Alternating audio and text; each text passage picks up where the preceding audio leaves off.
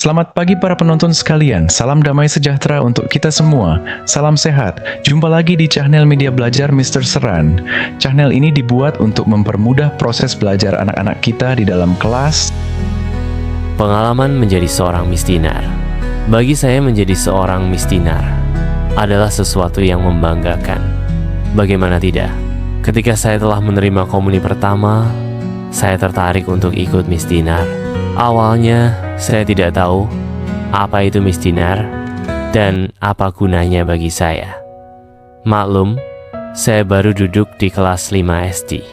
Motivasi pertama saya hanya untuk menambah teman. Ternyata menjadi seorang mistinar adalah kesempatan emas bagi saya untuk belajar berbagai hal. Tidak hanya menjadi pelayan misa. 7 tahun saya telah menjadi mistinar dan tidak ada di pikiran saya untuk meninggalkan mistinar. Mistinar adalah bagian dari hidup saya. Telah banyak pelajaran berharga yang dapat saya pelajari dan maknai tatkala menjadi seorang mistinar. Terutama hal-hal yang tidak saya peroleh dari organisasi lain. Pada akhirnya, sejak SMP kelas 1, saya belajar menjadi seorang pengurus mistinar. Apa yang saya peroleh? Awalnya saya tidak percaya diri untuk berbicara di depan umum. Sebagai pengurus, saya berlatih untuk lebih mudah berkomunikasi di depan umum tanpa ragu-ragu. Saya meyakinkan diri dan berupaya menghilangkan rasa kurang percaya diri. Saya menjabat sebagai seorang sekretaris. Bukan hal yang mudah saya pikir, tetapi dari sinilah saya belajar menjadi sekretaris. Kegiatan saya tidak hanya berhenti di mistinar saja. Sebagai remaja Katolik, saya juga mengikuti kegiatan orang muda Katolik.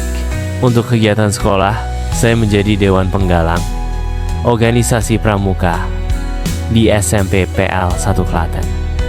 Saya kembali diberi kesempatan menjadi seorang sekretaris. Tidak hanya itu saja.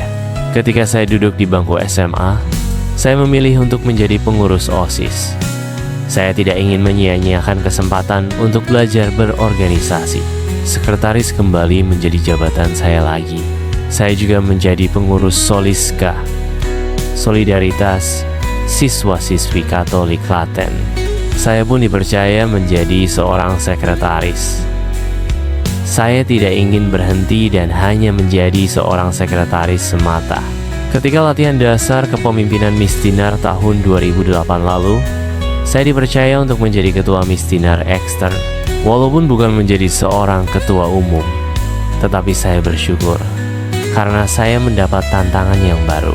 Kegiatan pertama yang saya lakukan adalah Anjang Sana antar mistinar stasi di stasi Ketandan.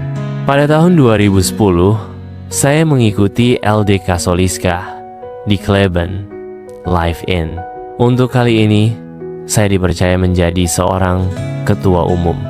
Saya tidak percaya bisa mencapai semua ini. Saya bangga dan merasa bahagia karena diberi kesempatan ini. Saya bisa seperti ini karena saya mendapat semua pembelajaran di mistinar. Menjadi seorang mistinar adalah hal yang terbaik yang saya pilih dalam hidup saya dan berdampak positif bagi saya. Hal yang sangat penting ketika kita menjadi seorang mistinar adalah kedekatan kita dengan Tuhan. Ketika misa, kita berada di depan, di dekat altar. Tugas utama seorang mistinar adalah pelayan misa. Dengan menjadi seorang mistinar, iman dan kepercayaan kita akan Yesus Kristus terbentuk. Saat bertugas misa pada hari raya Natal dan Paskah, kita menjadi pusat perhatian umat. Kenyataan itulah yang membuat seorang mistinar harus dapat menjadi contoh yang baik di depan umat. Kenyataan itulah yang membuat seorang mistinar harus dapat menjadi contoh yang baik di depan umat.